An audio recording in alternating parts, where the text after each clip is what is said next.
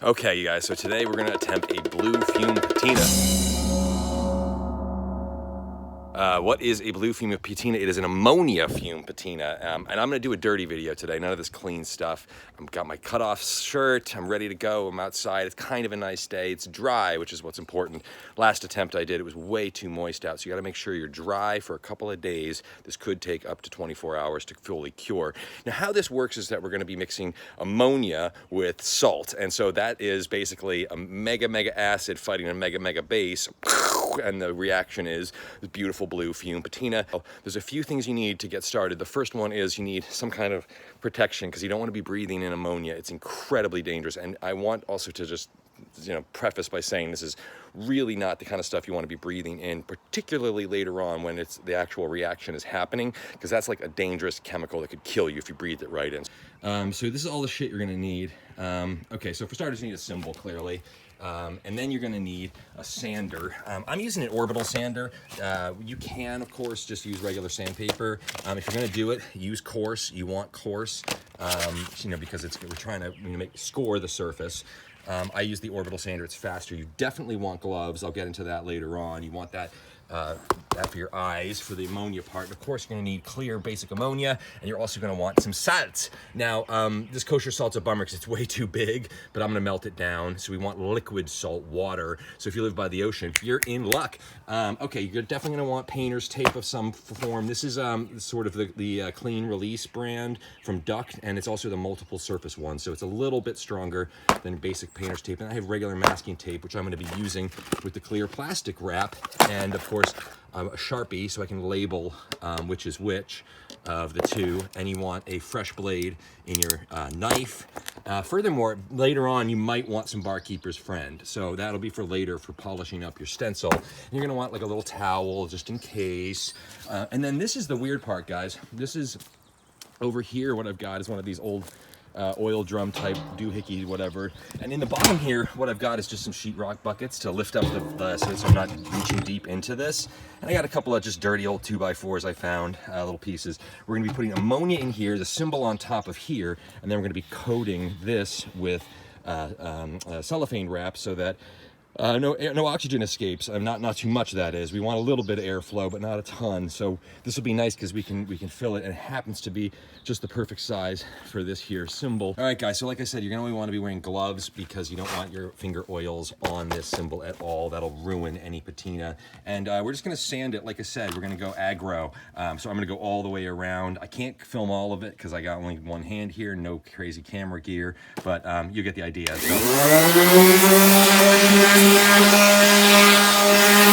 So the purpose for doing this really is to get the lacquer off. So if this wasn't already patinaed like I had just done, you would be getting just the lacquer off, your logos and your lacquer, any clear coat, and you're definitely gonna have a hard time getting inside the lathe marks. C'est la vie, way it goes, and I like a dirty look.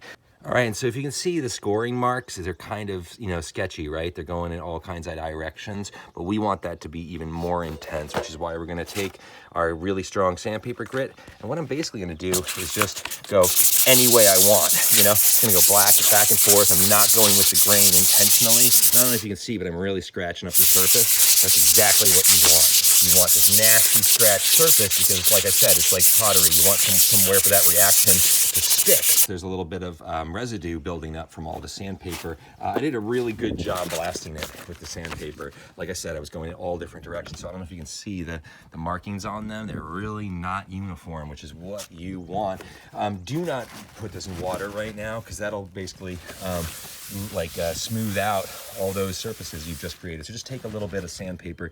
Not that much is coming off, but enough that you don't want that to be in the reaction because that'll make it fall off the bronze surface. So you want an action that's right on direct bronze. So the next step is putting on a stencil of sorts if you want to have a design. If you want the whole thing to be blue and green and turquoise, then just do the whole thing. However, I like a design. Okay, so I went with like a pretty simple design here. I mean, it's just straight tape, and honestly, I wasn't going for anything too crazy. I just really like things that aren't centered, so that's I like how that's not perfect. And everything you see that's silver now or bronze now will be blue, and the blue painter's tape will be this color. this surface is ready to go. What we're gonna do is do the science part. So I'm gonna go inside, we're gonna mix up ammonia and label it. Label it over here. I'm gonna have ammonia, I'm gonna do kosher salt, water mixed up. Okay, so you can see that salt water is actually legit clear. That's what we want. We're gonna throw it in the salt one, salt, and then ammonia. So ammonia, we're gonna make sure to fill these up. So it's really important you don't mix these up, guys. Like, big deal. You gotta know which is which. Okay, so I'm ranting a lot about safety, but you cannot take it too seriously, guys. You don't want this on your skin, you don't want it on your face, you don't want it in your eyes. So I'm wearing protection, and don't fuck around. Do this outside, don't do it inside. Do it in a place with good ventilation. It's a breezy day, we're gonna be okay. The first step is to take this ammonia straight up, and a whole bunch of it you pour right into the Tupperware. And you want kind of a lot, guys, not a little bit. Like a lot. I'm using a pretty liberal amount, as you can tell, and it really smells bad. Okay, grab your cymbal. Notice I'm not touching the nice part. I'm putting the cymbal right here, placing it in there. All right, so it's in there, it's placed, and now I'm going to take the 2 spray bottles. Okay, so now we got a nice mist going. First spray it with ammonia. Okay, seems counterintuitive because you've already got ammonia in there, but you got to do this part. So you spray it hard with ammonia. See how it's all coated up? And oh, that stinks. Whew, yeah. And then, ta-da-da, you take salt. Ooh, sun's coming out, nice. Misting it strong. And you can already see there's a little bit of a reaction happening, but I want more. More salt. Okay, so now I feel pretty good about this. Spray it down a few more times here. Okay, salt water's been applied, and now we cover it up. I'll do that now. All right, so I've got it all sealed up, and we're just gonna wait for the magic to happen. This could be, gosh, I mean, I don't even know, maybe a couple of hours, could be a whole day, but we've got it sealed up. I mean, I know it looks kind of trashy, guys, but you work with what you've got, and it's kind of hard to find a big circular, like, I don't have a hat box or something. And I didn't go to the Container Store because I don't even know if that thing's open. So whatever, this will work for now. Ideally, it would be a much smaller volume of air, but theoretically, since the ammonia is right underneath it, it should create enough of a reaction. So this will all the stuff that's bronze right now will turn to a light green, kind of a turquoise, maybe a blue. We'll see what happens. All right. All right, guys, so I brought my pie in. This is how it came out. So yeah, you can tell it's really dirty in the bronze part here.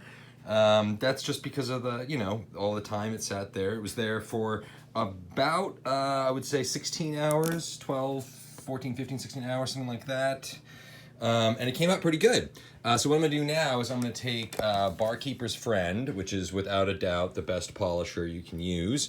And I remember to shake this before you use it. I'm gonna take this, and with these little tiny pads that I've cut out of one of these big pads, I'm gonna take these little pads, and I'm just gonna hit these lines, make them really square and clean, and polish out the interiors of this relief to get this bright blue to really contrast, because this is still really dirty here, and all that's just simple oxidization.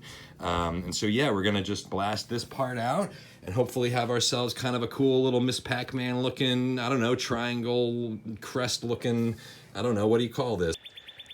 Okay guys, so I finished the blue Fume patina. It's not ideal, but it ain't bad. Check it out.